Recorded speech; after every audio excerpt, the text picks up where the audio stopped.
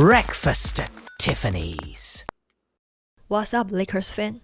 Welcome back to another episode of Breakfast at Tiffany's. How we feeling now? We literally had so much fun on this one. A wild night I didn't expect to see in my life, to be honest. Because this was not pretty basketball. This was not clean. This was not Luka cooking for 40 or Austin had a show. Austin Reeves was out. Luka struggled. The bench had to figure things out on the fly. I mean, they really did. They really tried their best to solve the thing because we all know the classic Lakers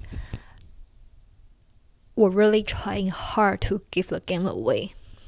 Yes, the unexpected matches surprised us in the best way. We won this game with defense, with rebounding, with effort, with guys like Vando and the bench that really changed everything. I feel like JJ Redick said it right. We made a lot of mistakes in these games. There was a lot of ugliness, but the goal is growth, not perfection. That was what he said after the Lakers beat the Suns 116 to 114. And honestly, this quote says everything about this game. So in this episode, I'm going to break down how the Lakers almost blow out a 20-point lead and why the Vando effect actually matters. What JJ got right. Who the real defensive tongue. Here it is. And yeah, we have gotta talk about the Dillon Brooks and LeBron. Because the energy never goes away. Okay, let's get into this one. Okay, what a night. I don't even know where to start, to be honest. The Lakers went on a 24-0 run, almost 8 minutes to make a 95-77 lead, with 9 minutes 28 seconds left in the fourth. The Suns hadn't scored since the 5:28 mark of the third. A 24-0 run from the Lakers. Man, I still can't believe it really happened. And it's not a night Luka just stood up there cooking or the offense running smooth. This was all on defense. That's the power of effort, energy, and yes, Vando. Jared Vanderbilt. He's a stay-ready guy, and tonight we don't win without him. But yeah, of course, because it's the Lakers, so we almost blew that 24-point lead. Down to 2 points.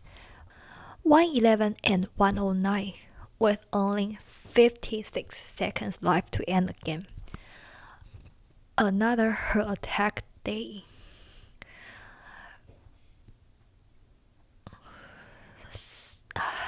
No matter how messy it is, I'll take that.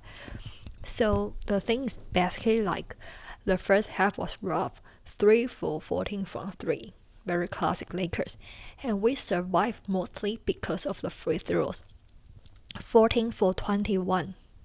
I mean, the Lakers didn't shoot well, but there was like some wheel fouls late in the second quarter that just helped keep us alive.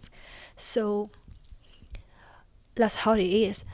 Then we closed the third strong, taking an 18-6 to 77 lead into the fourth, even with just 4 of 26 from threes and 16 turnovers.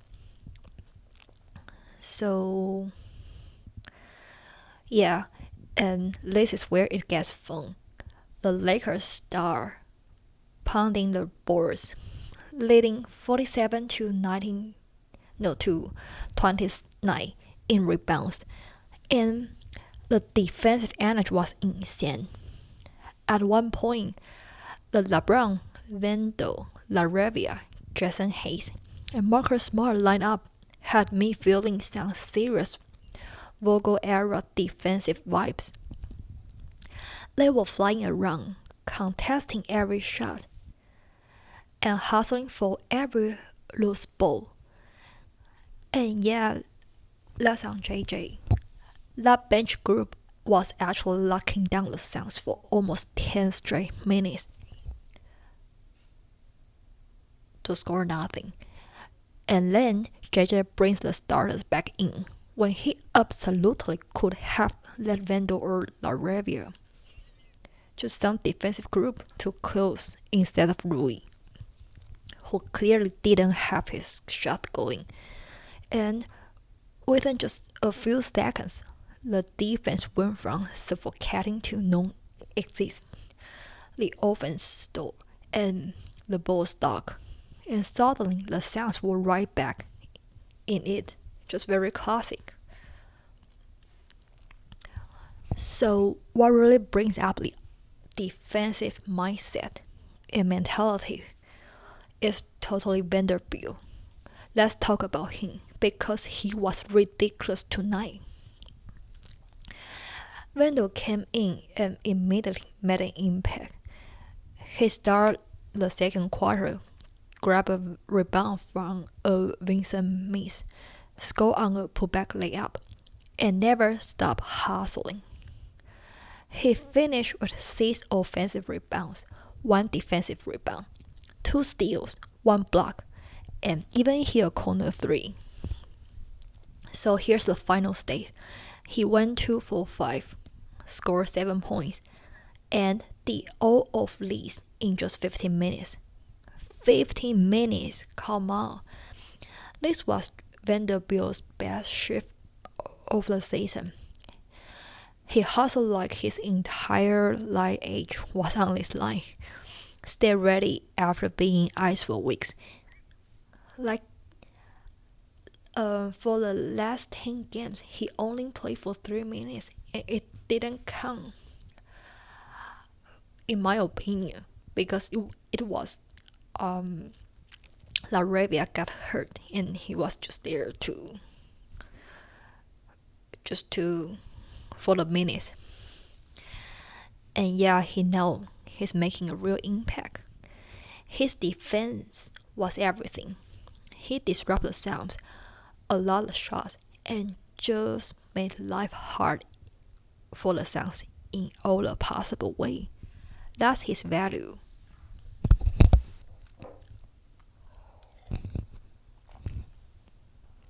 But don't get me wrong. I mean, in the playoffs, his offense still needs to improve. But when he can flip a game defensively, like tonight, it's magic. It's that type of effort that keeps games winnable when the rest of the night is messy.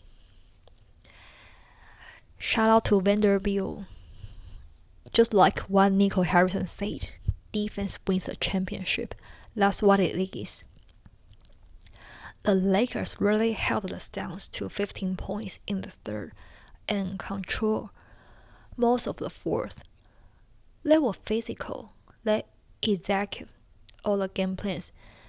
The second effort was huge. The on-ball containment, the rotations, it all looked better. I know it wasn't perfect, but it was real basketball. And this felt like a glimpse of what this team can be when effort and defense lead the way. And yeah, we finally got the approval from our coach. JJ said something really interesting and just quite really summed up the whole night up perfectly. Winning ugly is actually really fun because it means you got in the trenches and you fought And we did that tonight. And he's not wrong. That was trench basketball, real basketball, messy, uncomfortable, physical. And the Lakers survived it. But here's where I'm at with JJ right now. He's still learning how to deal with the imperfections of players, especially when those imperfections don't really line up with what he values most. He clearly values effort and physicality. He talks about it all the time. But at his core, he's still an offensively skilled coach, and that's totally fine. A lot of coaches are like that. I mean, some lean offense, some lean defense, and sometimes they lean too hard one way, but it's totally fine. What stood out to me was another thing JJ said after the game. We made a lot of mistakes in this game. There was a lot of ugliness, but the goal is growth, not perfection. Yeah, I think it's honestly just wraps where JJ is as a coach right now. Let's be real. Some of his decisions almost cost the Lakers this win. Those late time rotations, pulling defensive lineups when they were clearly working, and not balancing the floor with enough defense. But yeah, the fact is that you can't have zero defensive anchors out there and expect things to work out. JJ needs to understand the thing is that we love Vando because his defense matters. Not because he spaced the floor, not because he's a great shooter, he's a great scorer, but because he changes the energy of the game. And to JJ's credit, I do see him starting to figure that out. Yeah, we have to remember this is the first time head coach. No assistant coaching staffs, no long bench career. His only coaching experience before this was literally his son's middle school AAU team.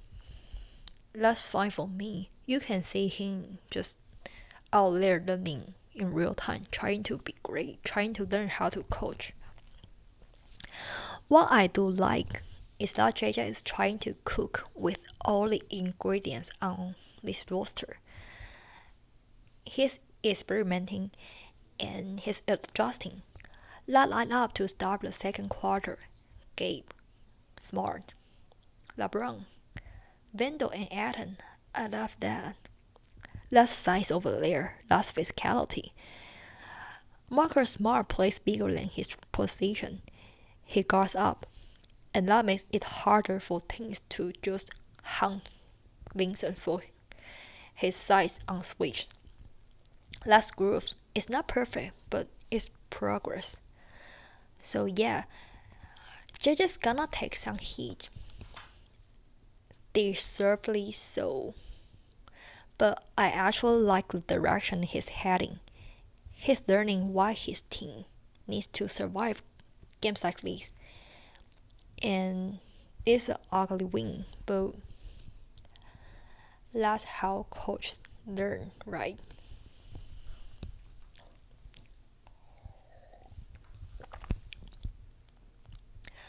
This was one of those games where the box score doesn't even fully tell the story, because the real difference came from the dudes doing the dirty work.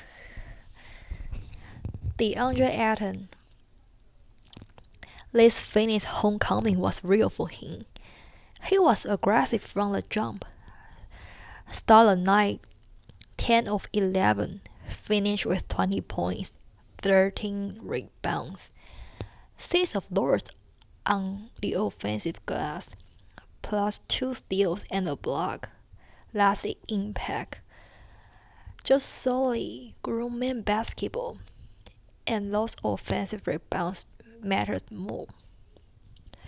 Every extra possession feels like oxygen for this team. I love that. I love DA. And also Jason Hayes. 4 for 4 from the field. 12 points, 9 rebounds. Just rim running, finishing, contesting, staying vertical. No mistakes. Not trying to do too much.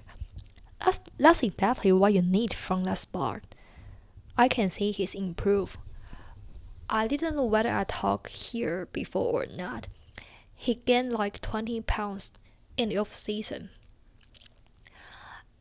Before he used to get a lot of criticized from the physicality, right? So yeah, he know where he need to improve, and I love to see how he put all the hard work, the time he spent in the weight room trying to get physical. So now we see,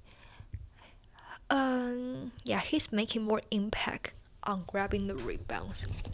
This is one of the nights he's showing his efforts really paid off.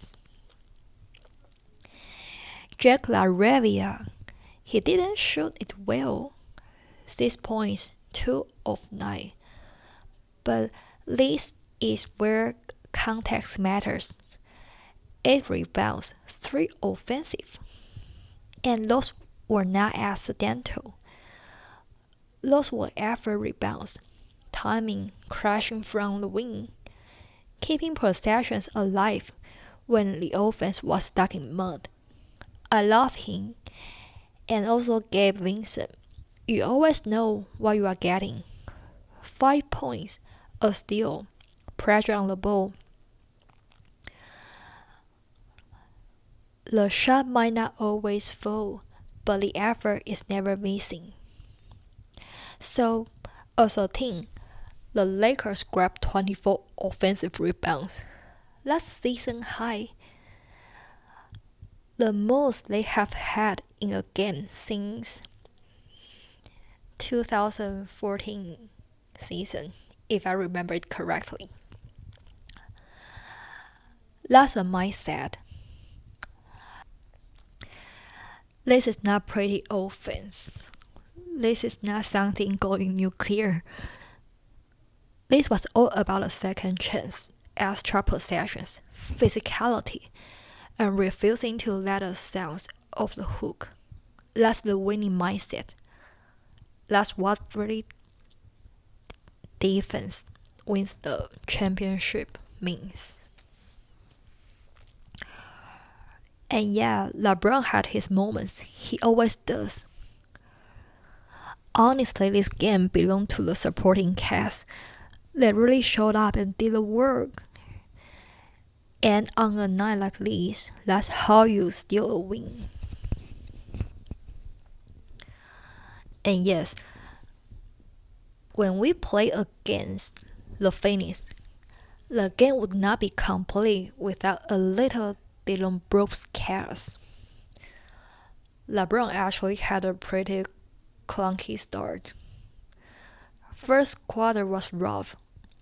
He just barely out there and got 5 turnovers. Missed a technical free throw. Just kind of out of rhythm because Dillon Brooks was there to mess with him all the night. He did give us a nice turnaround jumper and, of course, a classic LeBron chase down block. But overall, he struggles. Lakers were up 7 and suddenly it's like a 36 and 31. Sounds late going into the second quarter. And then here comes Dillon Brooks.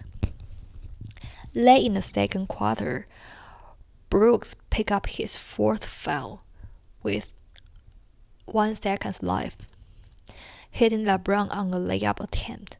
Then he keeps chirping, gets hit with a technical, second technical of the night, and he got ejected. That was the moment the building shifted. The Suns lost one of their main characters, and the Lakers get a chance to reset. Of course, because this was the kind of night, right? LeBron missed the technical free throw again. I mean, JJ even said after that, Luka probably should have taken that. But honestly, it's fine. If Austin was there, he's the guy should do that. But it's debatable. I'm not talking this one here. So, whatever. Weird game. Very weird game. And somehow we are still fine. That's the thing with LeBron and Dillon. It's always messy. It's always emotional. It's never clean basketball. But you could feel how much that moment mattered, even if the points didn't immediately show up on the scoreboard.